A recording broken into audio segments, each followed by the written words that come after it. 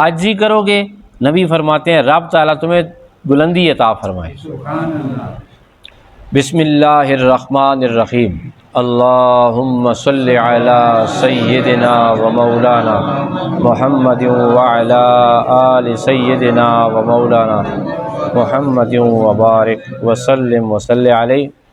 حاضرین محترم، ناظرین اور سامعین، دورہ تفسیر القرآن پارہ نمبر 18 رکوع نمبر 3 سورہ المؤمنون آیات 33، 34، 35، 36، 37 اور 38۔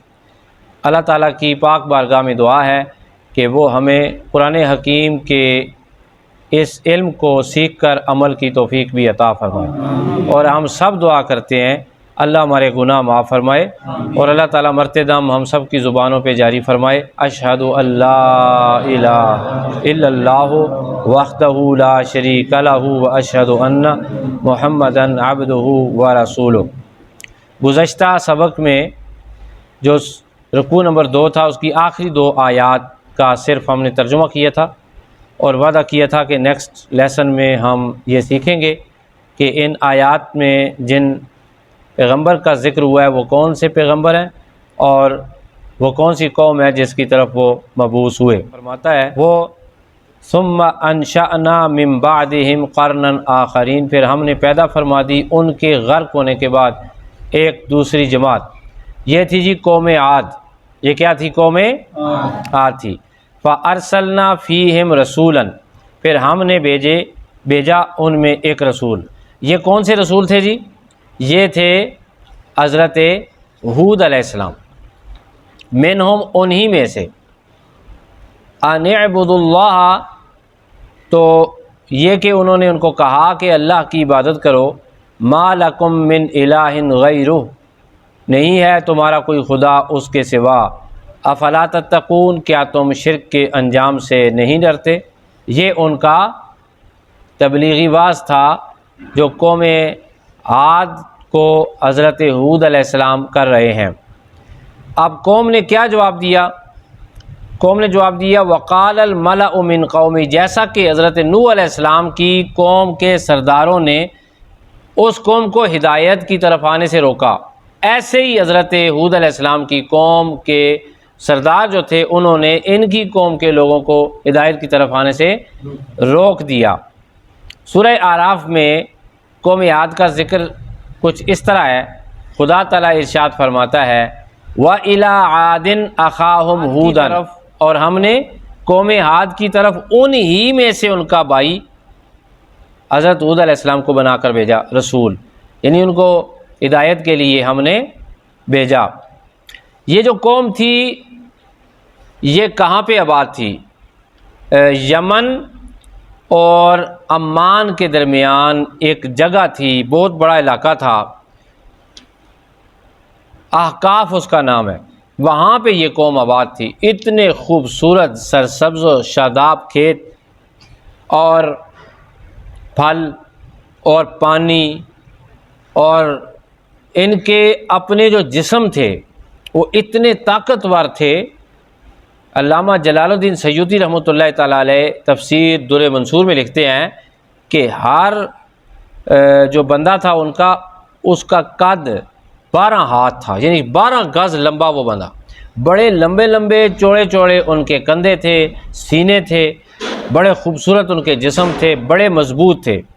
اور آج اگر آپ یمن اور عمان کے درمیان اس علاقے کا وزٹ کریں جہاں پہ وہ لوگ آباد تھے، بڑے بڑے محلات تھے، بڑی نہریں تھیں، سرسبز و شادابی تھی، اور وہ اپنے آپ پہ بڑا غرور بھی کرتے تھے کہ ہم جیسا کون ہے، ہمارے جسم بڑے بڑے ہیں، ہمارے ہاتھ بڑے ہیں، ہم بڑی طاقت والے ہیں، ہمارے پاس دولت ہے، مال ہے، پیسہ ہے۔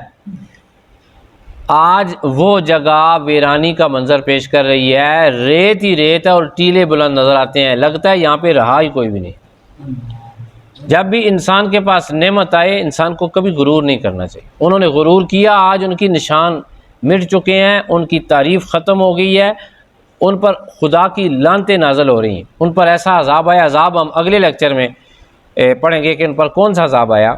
بہرحال وہ ایسی متکبر قوم تھی۔ اور جب ان کو ان کے رسول حضرت ہود علیہ السلام نے توحید کا پیغام پہنچایا تو ان کے سرداروں نے کیا کہا؟ لگائے انہوں نے وقال الملأ من قومه، اور کہا ان کی قوم کے سرداروں نے، الذین کفروا، وہ سردار جنہوں نے کفر اختیار کیا تھا، وکذبوا، اور جھٹلایا تھا، بلقاء الآخرۃ، قیامت کی حاضری کو، آخرت کی ملاقات کو، واترفناہم، اور ہم نے خوشحال بنا دیا تھا انہیں، فی الحیات الدنیا، دنیاوی زندگی میں خوشحالی عطا کی تھی۔ پہلی بات کیا تھی جی؟ ان کی قوم کے سرداروں نے آخرت میں اللہ کی ملاقات کو، قیامت کے دن کے قیام کو جھٹلا دیا تھا۔ اللہ پاک نے ساتھ یہ بھی ذکر فرمایا کہ باوجود اس کے کہ ہم نے انہیں اتنی نعمتیں عطا کی تھی۔ اللہ فرماتا ہے ما ھذا الا بشر مثلکم، وہ سردار انہیں کیا کہتے تھے؟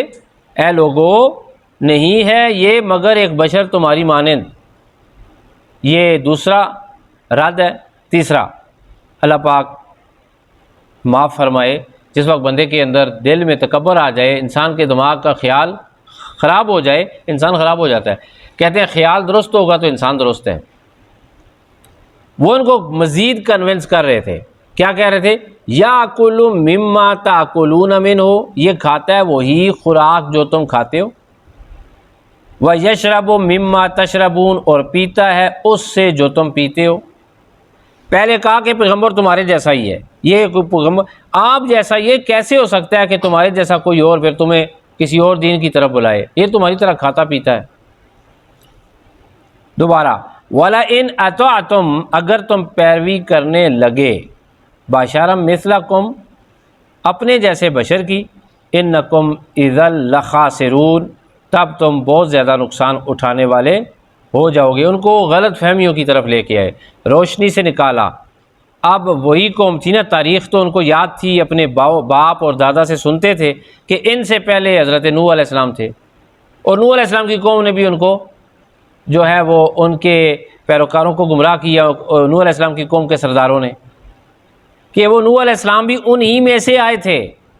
پیغمبر ہمیشہ انسانوں میں سے اٹھتے ہیں، لیکن وہ ان کو مزید گمراہیوں کی طرف لے کے جا رہے۔ جن کا دل کر رہا ہوتا ہے نا کہ یہ نیک کام میں ہم بیٹھ جائیں، نیک کام کریں، ہو سکتا ہے کہ کوئی اچھی دعوت ہو، سن تو لیں، اب ان کو انہوں نے سننے سے بھی روک دیا، شیطان کا کردار ادا کیا۔ اَیَعِدُکُمْ أَنَّکُمْ اِذَا مِتْتُمْ، کیا وہ تم سے یہ وعدہ کرتا ہے کہ جب تم مر جاؤ گے، وَكُنْتُمْ تُرَابًا، اور مٹی ہو جاؤ گے، وَعِظَامًا، اور ہڈیاں ہو جاؤ گے، أَنَّکُمْ مُخْرَجُونَ، تو پھر تمہیں قبروں سے نکالا جائے گا۔ وہ سوالیہ انداز میں طنز کر رہے تھے، مذاق اڑاتے، ساتھ ہنستے بھی تھے۔ یہ کہہ رہا ہے جی جب مر جاؤ گے، ہڈیاں ہو جاؤ گے، مٹی ہو جاؤ گے، پھر تمہیں نکالا جائے گا، ہڈیاں بن جائیں گی تمہاری، گوشت ووشت ختم ہو جائے گا۔ پھر آگے خود ہی کہتے سردار، ہیہات لما توعدون، ہائے افسوس، ہائے افسوس جس کا تم سے وعدہ کیا جا رہا ہے۔ یہ بات عقل سے بعید ہے، یہ بات کہتے ہیں سمجھ کی کوئی بات ہے یار، افسوس کی بات ہے۔ ان ہی الا حیاتنا الدنیا، نہیں ہے کوئی اور زندگی سوائے ہماری اس دنیا کی، نموت و نحیا، یہی ہم نے مرنا ہے اور یہی ہم نے زندہ رہنا ہے۔ وما نحن بمبعوثین، اور ہمیں دوبارہ نہیں اٹھایا جائے گا۔ انہیں کہتے ہیں یہ ویسے کہہ رہے ہیں قیامت کو اٹھائے جاؤ گے، سوالوں کے جواب ہوں گے، کوئی بھی اس میں کوئی سچائی نہیں ہے، العیاذ باللہ۔ ان ہوا الا رجل، دوبارہ فورس کیا جا رہا ہے، دوبارہ ان کے دماغ کے ساتھ کھیلا جا رہا ہے، قوم کی سوچ کو مزید تالے لگائے جا رہے ہیں شیطانی کردار سے۔ کیا کہتے ہیں؟ ان ہوا الا رجل، یہ نہیں ہے مگر ایک شخص، افترا علی اللہ، جس نے لگا دیے اللہ پر جھوٹا بہتان۔ ان ہوا الا رجل افترا علی اللہ کذبا، وہ نہیں مگر ایسا شخص جس نے بہتان لگایا اللہ تعالیٰ پر جھوٹا۔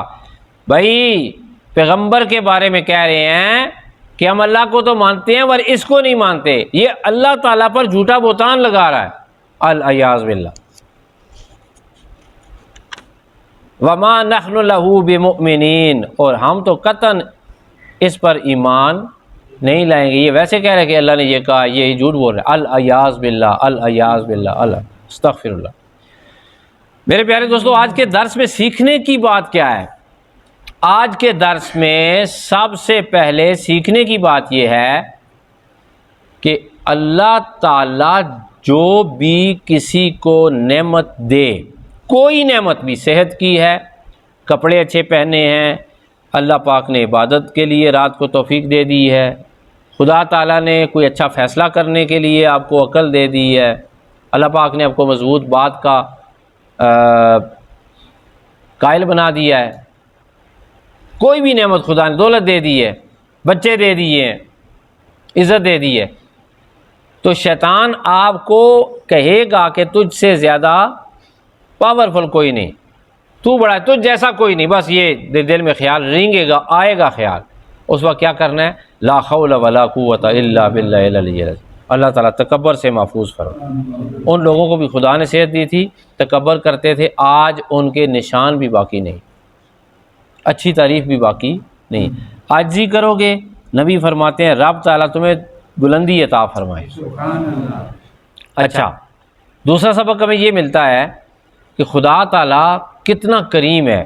اس نے باقاعدہ نظم و ضبط کے ساتھ اس کتاب میں سابقہ اقوام کے تذکرے کیے تاکہ آنے والے لوگ عبرت پکڑیں، غلطیاں نہ کریں اور سیدھے راستے پر چل کر آخرت میں بھی انعام پائیں اور دنیا میں بھی انعام پائیں. یہ اللہ کا شکر ادا کرنا چاہیے. یہ اللہ تعالیٰ دیکھیں نا، یہ تذکرے فرما رہا ہے اللہ ان لوگوں کی تباہیوں کا. یہ آگے آپ پڑھیں گے کہ ان کو پھر کون سی سزا ملی، یہ قوم کیسے تباہ ہوئی. قوم نوح تو طوفان میں تباہ ہوئی نا، ان کے بارے میں اگلے لیکچر میں انشاءاللہ تعالیٰ بیان کیا جائے گا. تیسری بات سیکھنے کی یہ ہے کہ خدا تعالیٰ نے ہمیں توحید پرست بنایا، اللہ پاک نے ہمیں رسالت مآب صلی اللہ علیہ وسلم کا امتی بنایا. کلیئر آئیڈیاز ہیں، کلیئر کنسیپٹ ہیں ہمارے، اس پر بھی ایک سجدہ بنتا ہے. اللہ ہمیں اپنی بارگاہ میں تشکر کا سجدہ ادا کرنے کی توفیق عطا کرے. ایک سجدہ تو فزیکلی ہوتا ہے نا، وہ بھی ادا کریں. ایک سجدہ دل و روح کا ہوتا ہے، جھک جائیں، کہیں خدایا میں تیرے سامنے جھکا ہوں، تو نے مجھے بڑی نعمتیں دی ہیں، لیکن سب سے بڑی نعمت یہ دی ہے کہ تو نے مجھے اپنی توحید کا جام پلا دیا ہے. اس سے بڑی نعمت. آج کا درس ختم ہوتا ہے اس یقین کے ساتھ اور اس ارادے اور نیت کے ساتھ. آپ سے اجازت چاہتے ہیں کہ اللہ تعالیٰ دوبارہ زندگی دے گا اور انشاءاللہ تعالیٰ ہم اگلے درس میں دوبارہ حاضر ہوں گے. اللہ تعالیٰ میں قرآنی تعلیمات پر عمل کی توفیق عطا فرمائے. وآخر دعوانا الحمدللہ رب العالمین.